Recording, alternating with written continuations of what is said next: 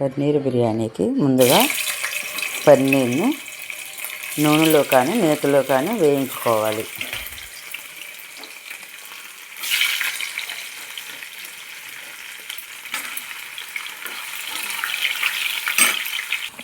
పన్నీర్ని golden brown వచ్చే వరకు వేసుకోవాలి.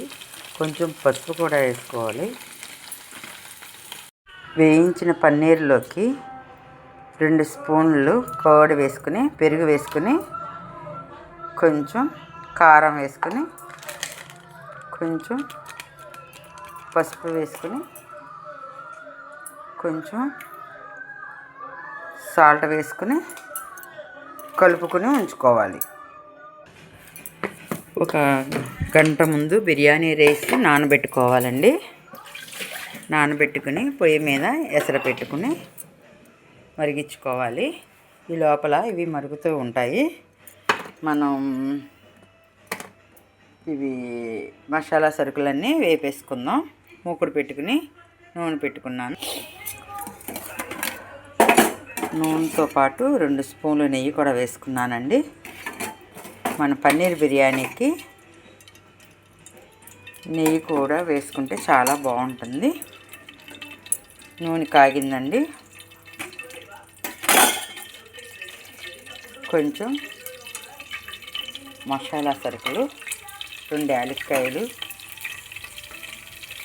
4 లవంగాలు వేసుకుని బాగా వేగినాక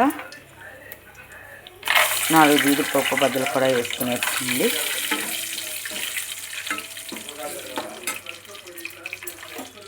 తర్వాత పచ్చిమిరపకాయలు వేసుకుని వేపుకోవాలి.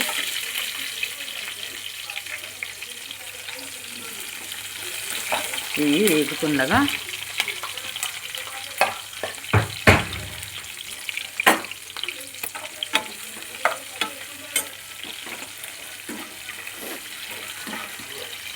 అల్లం వెల్లుల్లి పేస్ట్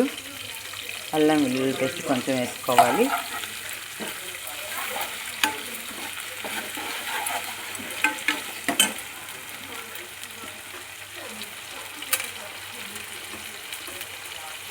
నీళ్ళు మరుగుతున్నప్పుడు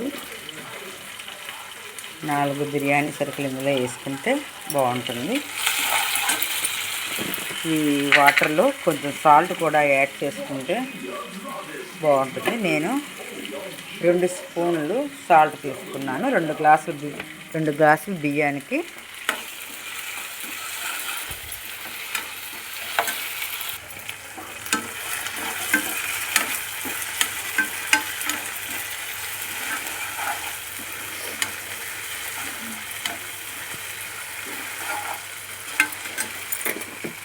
రెండు టమాటాలు నేను మిక్సీ పట్టుకుని అట్టు పెట్టుకున్నానండి.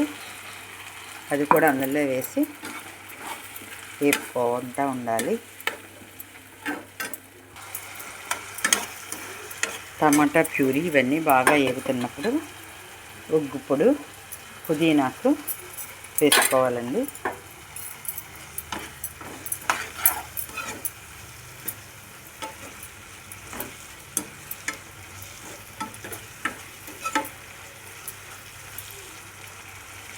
ఇవి వేగుతున్నప్పుడు మనం ముందుగా ఈ పన్నీర్ని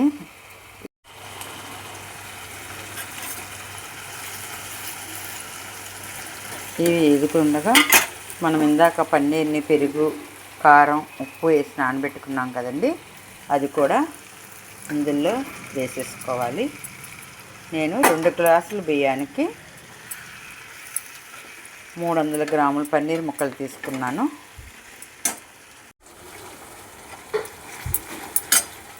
ఫ్రైడ్ ఆనియన్స్ ముందే వేపుకున్నానండి, అవి కూడా ఇందులో వేసుకోవాలి.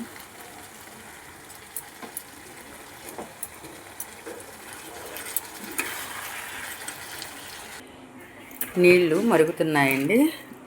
మనం గంట ముందు నానబెట్టుకున్న బాస్మతి రైస్ ఇందులో వేసుకుందాము.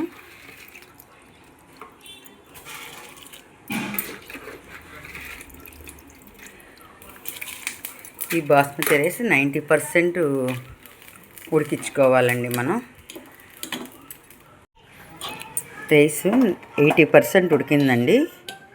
ఈ ఉడికిన రైస్ని వాటర్ లేకుండా మనం ముందుగా పన్నీర్ని అలా వేరే బౌల్లో తీసుకున్నాం కదా, ఈ రైస్ని దానిపైన లేయర్గా వేసేద్దాం.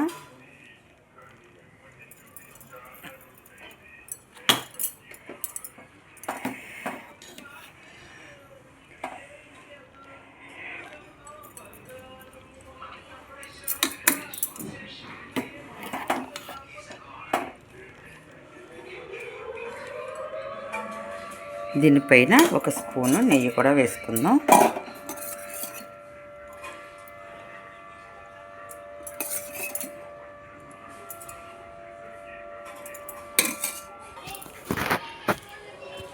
ఇలా లేయర్గా వేసుకున్న రైస్ మీద కొంచెం సఫ్రాన్ కలరు వేసుకుంటే బాగుంటుంది. దీని మీద టైట్గా మూత పెట్టేసుకుని ఒక 5 మినిట్స్ లో ఫ్లేమ్ మీద ఉడికిద్దాం.